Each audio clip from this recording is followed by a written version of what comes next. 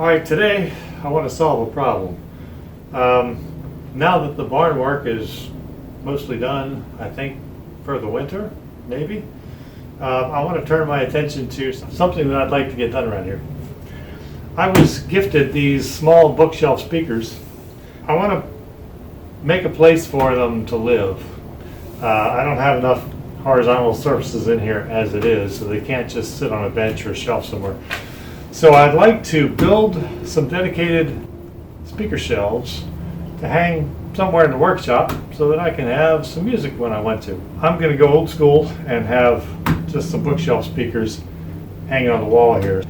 Now they seem to be some kind of, simulated cherry, and I've got one board of cherry up there. I could make shelves out of cherry, but instead I have some scrap oak left over from all the work that I've done on the walls here. So I'm going to use some of that scrap leftover oak, and I'm just going to make some very cheap and cheerful oak bookshelves. Bookshelf speaker oak shelves. They won't be on a bookshelf, they'll just be on shelves. Wall hanging speaker shelves. We're going to call them something. I drew up some plans using SketchUp. I might seem like a old dude out in the workshop using old dude tools and old dude, methods and stuff. But I do like SketchUp. So, if you're not using SketchUp, fellas, what are you doing? I highly recommend it. If you haven't seen it, don't know what it is, go on YouTube, and there's lots of videos on there of how to do it. I learned, so you can learn. It's really, really handy. It really helps out with, measurements and layout, and basically thinking through something before you commit it to wood. So let's get going. Let's find some wood up here in the shop.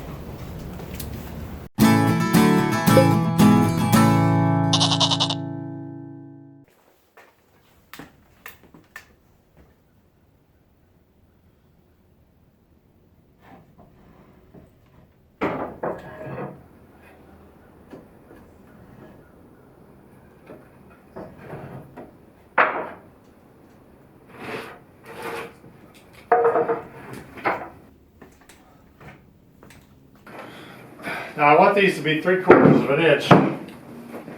So the first thing is going to be making some noise.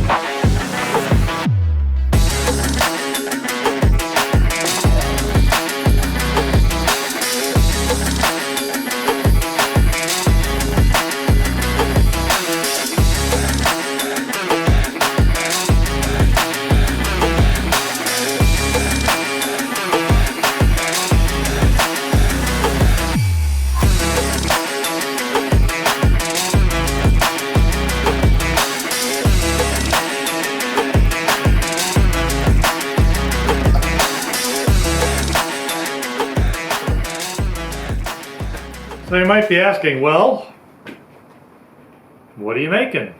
You know, you said you're making a speaker shelf, but what's it look like? Well, let me show you. Here's what it looks like.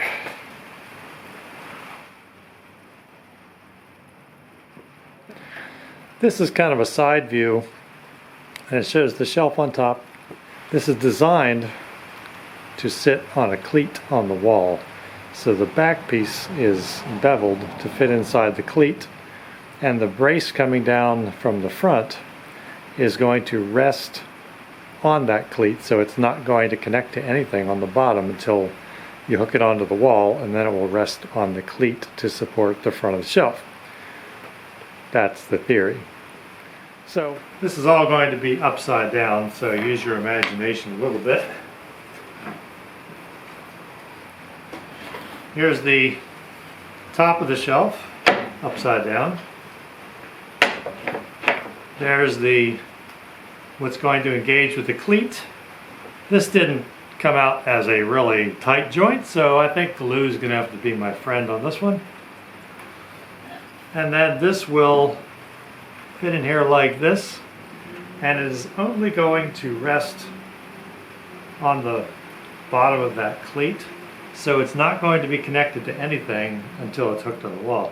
So in order to make this joint as strong as possible, I would trust that with just a wood glue joint, because, you know, wood glue is pretty amazing. But that is going to end grain here on this miter. So I think what I'm going to do is put a couple of dowels across here and drill dowels into there, engage those. That will give me mechanical strength plus the glue on top of it. I think that will go very well. So that's basically my shelf. Let me see if I can flip it over. There we go. It'll look something like that. I came up with it quickly, don't judge.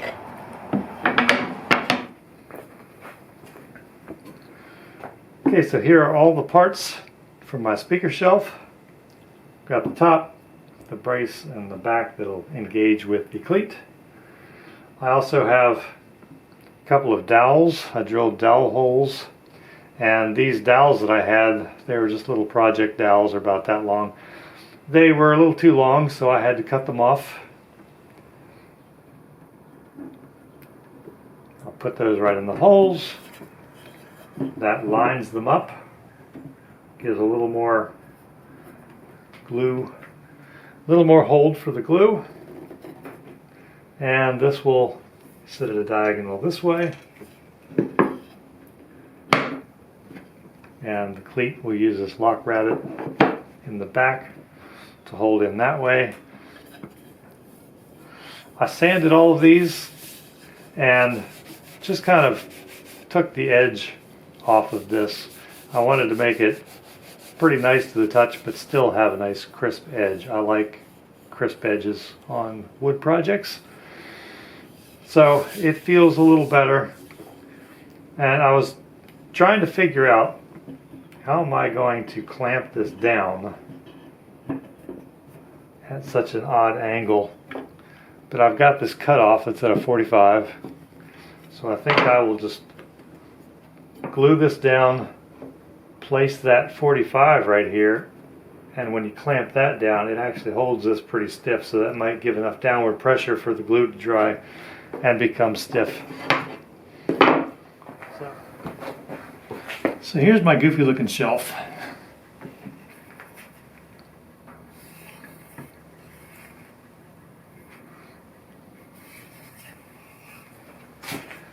Now, am I happy with it? Like I said, it was a quick design. I wanted to do something, you know, a little different, not just a square shelf.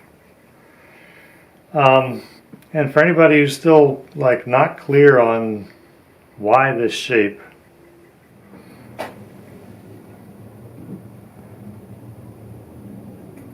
there you go.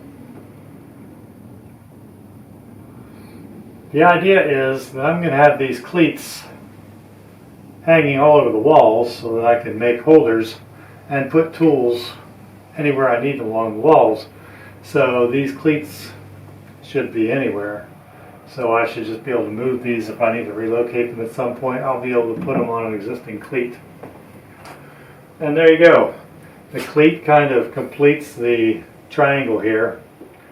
I even drilled the holes in the cleat so that they would be hidden by the shelf.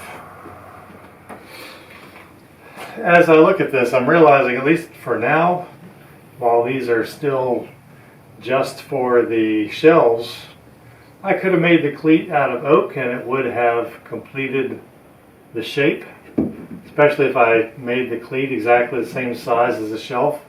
The cleat would have completed the shelf and it would have been kind of cool. I could have made the cleat out of a contrasting piece of hardwood. You know, I could paint the cleat, whatever. But like I said, this is only temporary. The cleats are going to go the whole way across this wall so that I can hang tools, and then these will go in one of those. But this was just to kind of give me some place to hang these speakers and kind of show you what the concept was. So let's talk about grain direction. Now I chose the direction the grain was going to go on each one of these pieces, but once I put it together, I wasn't completely happy with it. What I did not want is for there to be any end grain visible on the front of this shelf. I wanted this to be a long grain across here, and it does look good. I've got long grain, of course, going vertically on this piece, which kind of makes sense.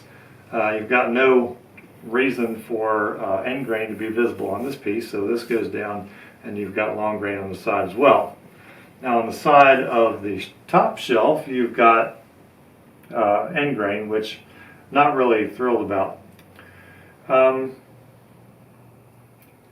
of course, the back piece, to have the strength in this, you've got the long grain going that way, so that was a choice for these.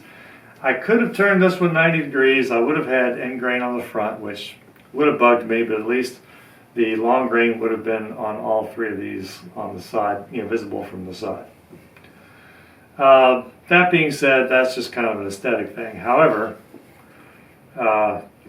what is not an aesthetic thing is more of a structural thing. I've got cross grain here attaching, gluing to long grain this direction. So what that means is this piece in the different seasons is going to try to shrink and swell across the grain, and it can't move because it's attached to this piece that is not going to shrink and swell the same amount because it's on long grain. What that means is this joint could crack and this thing could come apart. Let's hope for the best and see how it performs. I guess if I start to see it loosening up or if it collapses, I can, put screws down through here, some oblong screws so that this piece has some room to move. I can put some screws straight through the top. That, will not please me, but it will keep it together until I have a chance to build another shelf that maybe performs better. So right now, I have these crazy looking, look like some kind of, foreign symbol or something. They look like some kind of alien symbol. But these are going to be my shelves. So there's my speaker shelf under load. Now, am I going to finish it? Well, yes and no. I like light finished oak. I don't like doing them real dark. If you want dark wood, make it out of walnut. But I might just put some wax on it. I might just get some spray lacquer, do some kind of light finish on it. I'm not sure yet. And it's really too cold out here to be doing any kind of finish. So if I do anything, I might have to just take it indoors, do it there, and bring it back out to the shop. Another fail. I thought when I had designed this that I had made this compartment big enough that I could put the little amplifier that I have for the speakers in there, but I did not. It's about half an inch shy of going in there, If I had just moved this brace forward, then that would have increased the capacity of this little compartment, and I could have stuffed that in there. So for now, the amp might just have to, ride on top of the speaker or something. Control it from up there because it's not fitting inside that little compartment. So there we go. That's this week's project. Put your guesses in the comments. How long do you think it'll take before these things collapse and the speakers come crashing back down? Thank you for watching, and you can subscribe, and maybe you can find some more little goofy projects that I make that may or may not hold up. So until then, I'll find something else to do.